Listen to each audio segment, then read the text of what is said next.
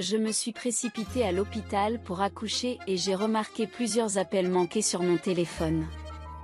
Mon mari l'avait oublié. Lorsque j'ai répondu, une voix de femme s'est fait entendre, me laissant momentanément sans voix. Peu après, mon mari est rentré à la maison pour récupérer le téléphone et nos regards se sont croisés. Son expression a changé et il s'est figé en voyant l'appel. Il était clair pour moi qu'il avait eu un enfant avec sa maîtresse. Sans un mot, je lui ai tendu le téléphone encore branché. Je m'appelle Betty Johnson, une employée de bureau de 28 ans. Mon mari, Maurice, a 2 ans de plus et travaille dans une banque, où il réussit bien dans sa carrière. Bien que nous soyons mariés depuis près de 3 ans, nous n'avons pas réussi à concevoir un enfant, ce qui nous préoccupe en tant que couple à double revenu. Nos emplois du temps chargés ont limité le temps que nous passions ensemble, et il est devenu de plus en plus difficile de concevoir, compte tenu de notre âge. Sentant la pression monter, nous avons décidé d'avoir une conversation sur le fait de fonder une famille. J'ai pensé à avoir des enfants bientôt. Et toi, Maurice ? Ai-je demandé. Il a répondu, oui, je crois que je vieillis aussi et je veux des enfants. Peut-être devrions-nous consulter un gynécologue et planifier nos efforts comme il se doit, mais je ne pense pas qu'il faille se précipiter pour l'instant. Je chéris toujours le temps que nous passons ensemble, juste tous les deux. Bien que Maurice estime qu'il n'y a pas lieu de se précipiter, il a exprimé le souhait d'avoir un cadre de vie stable avant de mettre un enfant au monde. Pour l'instant, nous vivions dans un logement fourni par l'entreprise, qui n'était pas situé à proximité de mon lieu de travail. En outre, le bâtiment de 4 étages n'avait pas d'ascenseur, ce qui nous posait des problèmes au 3e étage, en particulier pendant la grossesse et après l'accouchement. Consciente des inquiétudes de Maurice, j'ai accepté de chercher un nouveau logement dans un endroit plus accueillant pour les enfants. Par chance, mes parents, qui gèrent des appartements, m'ont recommandé une propriété située à proximité d'une station de métro pratique pour mes déplacements. Nous avons visité l'endroit et nous en sommes immédiatement tombés amoureux. C'est un endroit charmant. Sa proximité avec la gare facilitera grandement vos déplacements. Ai-je fait remarquer, oui, mais ce sera loin de mon lieu de travail, a répondu Maurice. Je serais ravi de vous aider en réécrivant le texte avec de meilleurs mots et en le rendant unique tout en conservant un langage naturel. Voici la version révisée. En ce qui concerne notre lieu de travail, tout va bien ? Tout va très bien. Comme je fais la navette en voiture, il serait plus pratique d'avoir une place de parking dans le nouvel appartement. Pour faciliter l'achat, mes parents ont accepté de nous prêter l'argent, et nous leur verserons des mensualités pour l'acheter. Cela nous permettra de réduire notre charge financière lorsque nous emménagerons dans le nouvel appartement, qui est équipé d'un ascenseur et se trouve à quelques minutes à pied de la gare et du supermarché. Nous sommes satisfaits de notre vie confortable alors que nous nous installons dans notre nouveau logement. Récemment, j'ai envisagé de passer des examens chez le gynécologue dans le cadre de nos efforts pour concevoir un enfant. Je voulais en parler avec Maurice, mais il n'était pas très enthousiaste au départ. Toutefois, sentant que les hommes pouvaient hésiter au départ, j'ai patiemment attendu qu'il soit d'accord. Je tiens à préciser que par test, je n'entends pas commencer immédiatement un traitement contre l'infertilité. Nous voulons simplement vérifier s'il existe des problèmes sous-jacents qui pourraient nous empêcher de concevoir. Je comprends votre inquiétude, mais je pense qu'il est important de ne pas retarder cette question. Les femmes sont confrontées à des problèmes liés à l'âge lorsqu'il s'agit de concevoir, et le fait de repousser encore l'échéance pourrait rendre les choses encore plus difficiles. Mais qu'en est-il de votre travail ? Vous aimez votre travail, n'est-ce pas ? Ce ne sera pas un problème. Mon employeur est compréhensif et s'adapte à ce genre de situation en me dispensant de voyages d'affaires pendant cette période. D'accord, prenez le temps d'y réfléchir. Oui, bien sûr, vous devriez prendre le temps d'y réfléchir. Je n'avais pas l'intention de brusquer Maurice, mais il semble s'être senti sous pression. Il a commencé à rentrer plus tard, en invoquant des réunions de travail et des rencontres avec ses collègues. Naturellement, cela a entraîné une diminution du temps que nous passions ensemble en tant que couple, et j'ai commencé à remettre en question l'objectif de l'emménagement dans le nouvel appartement pour fonder une famille. Cependant, Au bout d'un certain temps, Maurice a soudain accepté de se soumettre à des tests chez le gynécologue. Il a même décidé de se faire dépister lui aussi. J'ai confiance en ma santé, mais si cela vous permet d'avoir l'esprit tranquille, je suis d'accord. Qu'est-ce qui vous a fait changer d'avis tout d'un coup? Pourquoi ce changement d'attitude? J'ai finalement accepté de soutenir tes efforts pour concevoir, et pourtant tu te comportes comme ça. Je coopère avec toi dans cette entreprise. N'es-tu pas heureuse? Bien sûr que si. Je vous remercie de votre coopération. Bien que son attitude quelque peu condescendante m'ait dérangée, j'ai décidé d'aller de l'avant et de prendre rendez-vous pour le test au cabinet du gynécologue. J'apprécie le fait que Maurice soit maintenant d'accord et qu'ensemble, nous puissions aller de l'avant dans notre quête de la conception. Le mois suivant, nous avons effectué les tests nécessaires chez le gynécologue et nous attendions notre prochain rendez-vous pour discuter des résultats. Malgré ma nervosité, Maurice semblait étrangement confiant et a même tenté de me réconforter pendant la période d'attente. Peu importe le résultat, acceptons-le comme un destin, a-t-il dit pour me rassurer, mais ces paroles n'ont fait qu'accroître mon inquiétude. Je ne pouvais m'empêcher de me demander d'où venait sa confiance, surtout lorsqu'il croyait qu'il n'y avait pas de problème d'infertilité de son côté. Quelques jours plus tard, alors que c'était le week-end, Maurice a dû se préparer à la hâte pour aller travailler après avoir reçu un appel de son patron. Je l'ai interrogé sur la nécessité de travailler le week-end à la banque. Le responsable des prêts organise un séminaire sur les prêts immobiliers et il manque de personnel, m'a-t-il expliqué. C'est une tâche importante pour la banque, vous comprenez. Il a terminé sa douche en vitesse et a quitté la maison. En le raccompagnant, j'ai remarqué que son téléphone sonnait dans la salle de bain.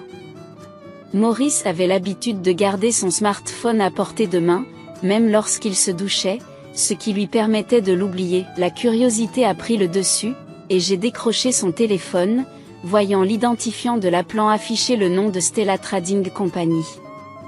L'appel semblait lié au travail, mais j'ai hésité à répondre en son nom, réfléchissant à la situation. L'appel a persisté, sonnant à plusieurs reprises, ce qui m'a amené à penser qu'il pouvait être important. Ne sachant que faire, j'ai décidé de m'excuser pour l'oubli de mon mari et de répondre moi-même à l'appel. À ma grande surprise et à mon grand désarroi, c'est une voix de femme qui m'a prise au dépourvu. J'ai accouché. Venez vite à l'hôpital, s'exclame-t-elle avec insistance. Les mots me manquaient et j'étais complètement choquée, à ce moment-là. La porte d'entrée s'est ouverte avec fracas et Maurice est rentré précipitamment dans la maison. Lorsqu'il m'a vu tenir son téléphone, son visage a changé de couleur et il s'est figé, ses yeux se fixant sur les miens. À ce moment-là, j'ai tout compris, cette personne de Stella Trading Company devait être sa maîtresse, et elle l'informait de la naissance de leur enfant. Sans réfléchir, j'ai activé le haut-parleur, permettant à la voix de la femme de continuer à parler. J'ai travaillé dur pour donner naissance à votre enfant. Vous devez être heureux. S'il vous plaît, récompensez-moi généreusement, dit-elle, les mots tremblants d'émotion. Tremblante à mon tour, j'ai tendu silencieusement le smartphone à mon mari figé. Il l'a pris, et d'une voix tendue, il a commencé à parler. Bonjour, à ce propos, c'est moi, Stella. Oui, il y a quelqu'un avec vous, ne me dites pas que votre femme est là. Puisque c'est moi qui ai donné naissance au bébé, vous devriez divorcer, je n'ai pas besoin d'un conjoint imparfait. Vous ne m'avez pas bien entendu? Mon mari semblait visiblement troublé, oubliant de couper le haut-parleur de son téléphone alors qu'il continuait à parler à la femme nommée Stella. Il transpirait abondamment et lui demandait de venir rapidement à l'hôpital. Il insiste pour qu'elle s'occupe de lui à partir de maintenant et qu'elle se débarrasse rapidement de sa femme imparfaite. Après avoir terminé l'appel avec sa maîtresse, mon mari est resté là, la tête baissée. Tenant le téléphone, je lui ai demandé s'il s'agissait d'un appel de quelqu'un d'important. Je lui ai suggéré d'aller la voir, car il devait y avoir une raison valable à tout cela que je comprendrais. S'il m'expliquait, que voulait-il que je comprenne? Qu'il avait un enfant avec sa maîtresse, je le savais déjà, car ce n'est pas seulement ma faute, j'en fais partie aussi. Ce qu'il voulait dire, c'est qu'il désirait un enfant, bien qu'il soit stérile. C'est pourquoi il a eu un enfant avec quelqu'un d'autre. Je n'avais pas envie d'entendre des excuses aussi ridicules pour le moment. Je lui ai simplement dit de partir et de ne jamais revenir. C'est ma maison, il n'a pas à dire ce qu'il veut. Je ne pouvais plus supporter de discuter avec mon mari égocentrique et je me suis retirée dans ma chambre. Bientôt, j'ai entendu le bruit de son départ et ses paroles ont résonné dans mon esprit. Je suis restée seule, pleurant jusqu'à ce que mes yeux gonflent. Le lendemain, j'avais un jour de congé, mais je n'avais pas la force de me lever le matin. Je me sentais léthargique et accablée. Mon mari n'est pas rentré à la maison ce soir-là. Je n'ai pu m'empêcher de penser qu'il passait du temps avec sa maîtresse et leur enfant, et les larmes ont recommencé à couler. C'est alors que la sonnerie du téléphone retentit bruyamment, réussissant à me tirer de mon lourd sommeil. J'ai répondu à l'appel. C'était celui de l'obstétricien qui m'avait fait passer des tests de fertilité. Ah, oui, je me suis souvenu que c'était aujourd'hui que je recevrais les résultats des tests. Je les ai informés que je serais un peu en retard et je me suis rendue au rendez-vous. À ce stade, j'avais l'impression que nos tests de fertilité en tant que couple n'avaient plus d'importance, mais je me suis rendue à contre-séure au rendez-vous pour ne pas le manquer complètement. Cependant, les résultats des tests étaient inconcevables, ce qui m'a laissé dans un état de confusion. Ce jour-là, j'ai contacté mes parents, leur ai expliqué la situation et leur ai demandé de l'aide. J'ai décidé de quitter cet endroit misérable avant la fin de la journée. Je ne pouvais pas supporter de rester dans une maison où j'avais vécu avec un mari qui me traitait de défectueuse, pas même pour un instant de plus. Avec l'aide des relations de mes parents, j'ai fait appel à des déménageurs et à des services de débarras. Une fois toutes mes affaires emballées, j'ai jeté un dernier regard à la pièce vide et je me suis murmuré, ce n'est que le début. Je lui montrerai demain. Peu après, j'ai reçu un coup de téléphone furieux de mon mari. Il ne pouvait pas rentrer dans la maison car elle était fermée à clé et un panneau à vendre était planté à l'extérieur. Confus et frustré, il a demandé des explications. Qu'est-ce qui se passe ici? Je ne peux pas accéder à notre maison. C'est alors que j'ai lâché la bombe. Je me suis débarrassée de cet endroit. Tu n'as plus de maison où retourner? Il ne comprenait pas ce que je disais. Qu'est-ce que tu veux dire par débarrasser? C'est aussi notre maison. C'est inacceptable. Il m'a supplié de lui rendre ses affaires, ce à quoi j'ai répondu que je les avais envoyées chez ses parents contre remboursement. Cela l'a laissé sans voix, car ses parents vivaient dans la même ville. Je lui ai assuré que ses affaires arriveraient bientôt, et il a rapidement mis fin à l'appel. Peu après, ses parents m'ont contacté pour me demander des explications. Je leur ai révélé la vérité sur la liaison de mon mari, mais ils ont tout de suite eu du mal à le croire. Ils ont été ébranlés par cette révélation et ont dit qu'ils consulteraient leur fils avant de tirer des conclusions. Mon mari devait probablement les affronter, rassembler ses affaires et expliquer la situation. La plupart des objets que nous avions achetés ensemble avaient déjà été vendus à un service de déménagement, et il ne me restait plus qu'une valise d'effets personnels. J'ai décidé de m'installer temporairement dans un hôtel d'affaires situé à proximité, le temps de réfléchir à la suite des événements et de poursuivre mon travail. Par la suite, la procédure de divorce a commencé sous la direction de nos avocats respectifs. Mon mari et moi avons discuté du règlement. Il a rejeté la responsabilité de sa liaison sur mon infertilité, affirmant que je n'étais pas coopérative lorsqu'il s'agissait d'avoir des enfants, selon lui. Cela avait causé l'échec de notre mariage.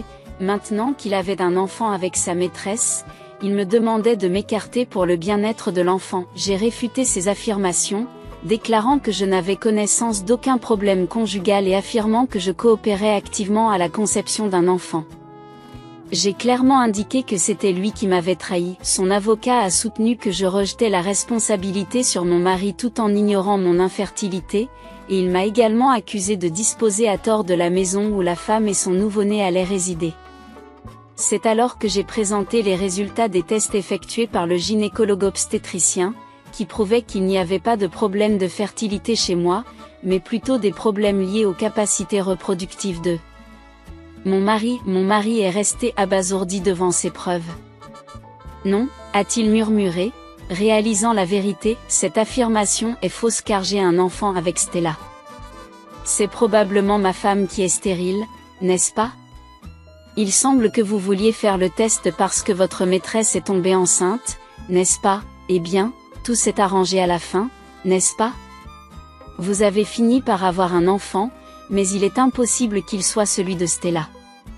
Cette femme ne pouvait pas être impliquée avec mon mari, il semble qu'il ait eu confiance dans les résultats, supposant que c'était moi qui étais stérile puisqu'il avait conçu un enfant avec sa maîtresse. Cependant, en voyant les résultats du test, il a commencé à douter que l'enfant conçu avec sa maîtresse soit vraiment le sien. C'est alors que son avocat lui a demandé des explications, soulignant que l'histoire était différente. Mon mari a été pris au dépourvu et a semblé déstabilisé. Par ailleurs, en ce qui concerne l'appartement, j'ai précisé qu'il était enregistré au nom de mes parents, par conséquent, il n'y a pas d'acte répréhensible à en disposer. Et j'ai fourni le registre foncier comme preuve. Il s'est avéré que mon mari avait menti sur le fait qu'il était propriétaire de la maison, et son avocat a voulu tout reprendre depuis le début. Les discussions ont été reportées et mon avocat m'a informé qu'il n'était plus nécessaire de négocier directement. Ils m'ont demandé de m'en remettre à eux, ce que j'ai accepté. Le divorce a été prononcé et mon ex-mari a dû me verser une somme forfaitaire de $40 000 à titre de compensation, ainsi que $20 000 à l'autre femme. Selon mon avocat, mon ex-mari est d'abord retourné vivre chez ses parents, puis il est revenu dans le logement de fonction, où la maîtresse s'est présentée avec un bébé. Elle travaillait comme intérimaire à la banque de mon mari et c'est là que leur liaison a commencé. Mon ex-mari a douté que l'enfant soit le sien et a tenté de le confirmer par un test de groupe sanguin, mais la maîtresse a piqué une crise et a refusé, ce qui l'a contraint à reconnaître l'enfant de manière ambiguë.